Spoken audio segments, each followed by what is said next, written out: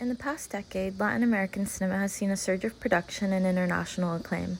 Often, these films reach international audiences because they are funded or co-funded by European bodies that then distribute the works to their audiences, such as the Dutch Bals Fund tied to the Rotterdam Film Festival, or the French Ciné Fondation, linked to the Cannes Film Festival.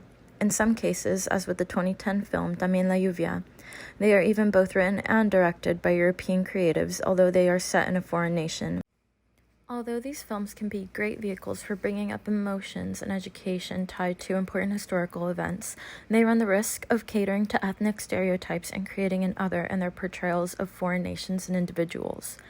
A common theme that I picked up on in my viewings of the following films is the unique tie of childlike characteristics with innocence and the role this plays in creating a frame to view dark-complected native people for the international audiences the films are funneled to.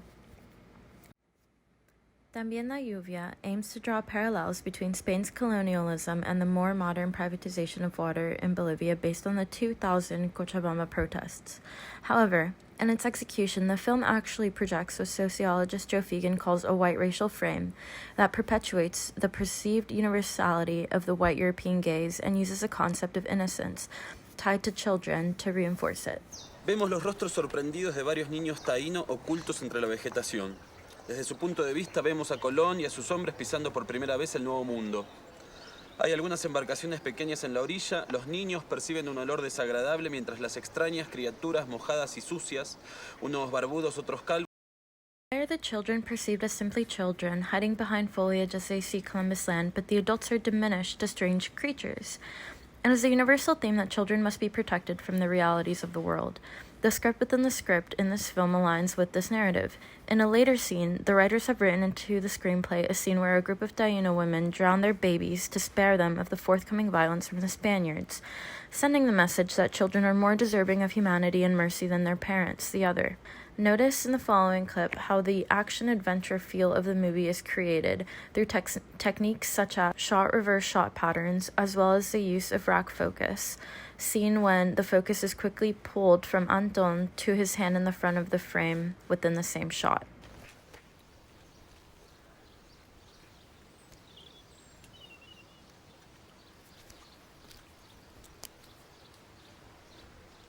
Oro, oro, oro, oro. ¿Dónde está el oro? Oro. ¿Dónde está el oro? Ya sabes a qué me refiero, mujer. ¡Oro! ¿Dónde está? The girl must take his disrespect because of her position as his server. Even her co-worker and the rest of the film crew say nothing as he clearly crosses boundaries in his position of power. Bollaín and Laverty create an image of the film crew misbehaving, taking advantage of the servers, who are depicted as noble savages, who remain quiet and respectful. We then see the European film crew analyzing Daniel's reels. As Andrea Meter-Smith argues in her critique of the film, indeed it is the gaze, the repeated act of labeling and looking, that establishes race as a category of difference.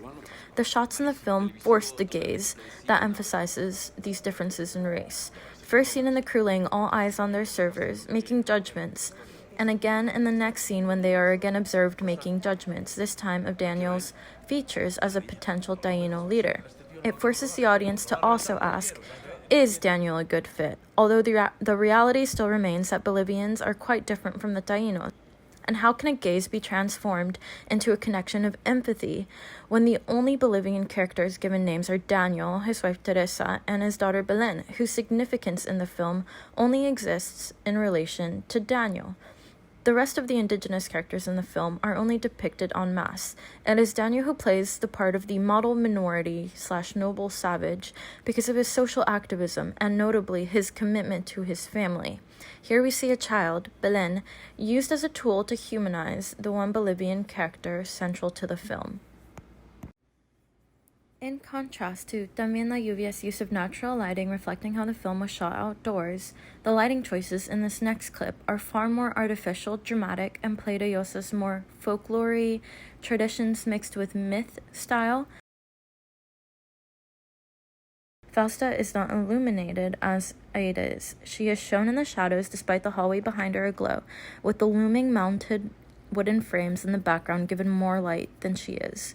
There is an impending yet silent chair right behind the outline of her body. It is so upright and staged as the head of a table would be. It is watching over her. It's made of thick, dark wood, like much of the other furniture in the house. Even an inanimate object, the house, hauntingly asserts power over Fausta, and this is done through the choices of furniture style, lighting techniques, and even the colors of the set.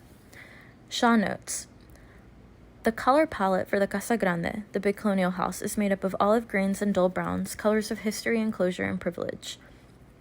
Honestly, the house is given a stronger character than Fausta, perhaps saying something about her position of subservience in the society, but notably, the mise-en-scene choices rob Fausta of agency and depth.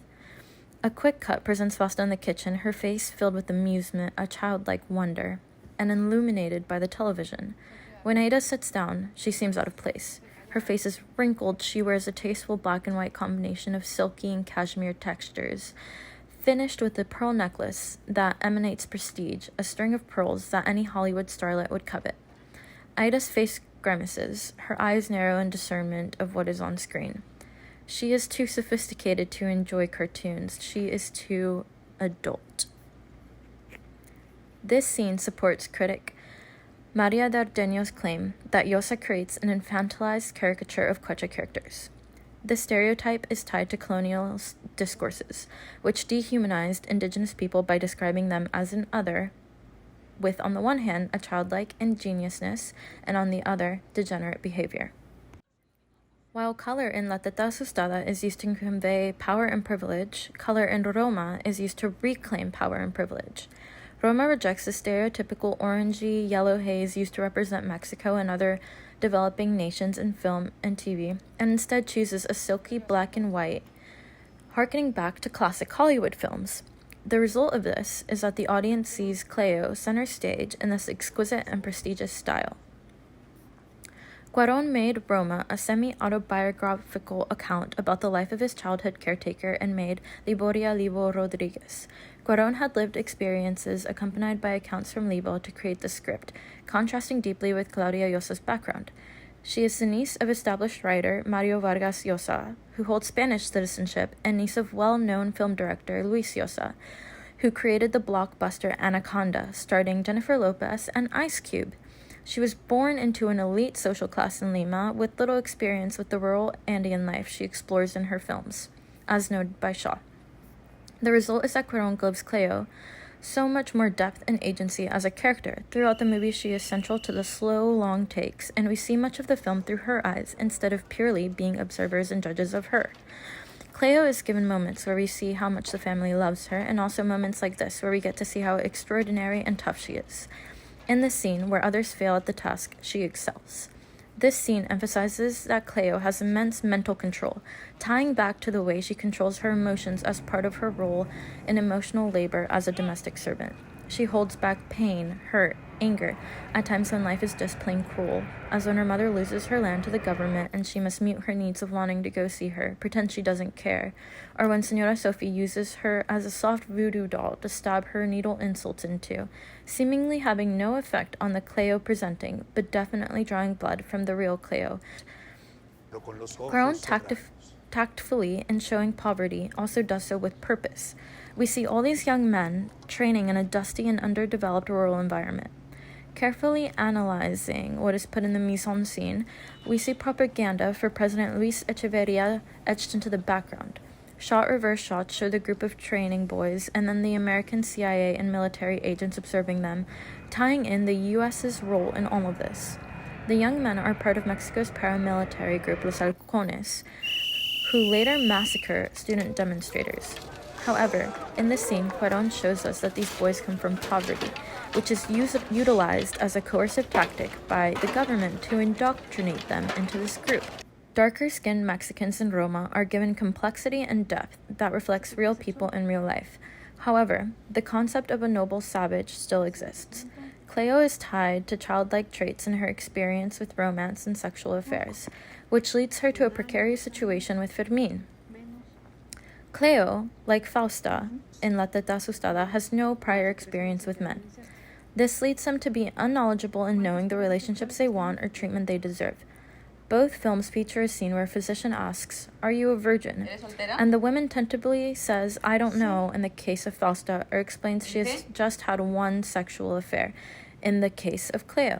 It is almost as if virginity, a tie to the innocence of a child, is used to humanize these characters and portray them as somehow more deserving of the audience's sympathy because of their purity.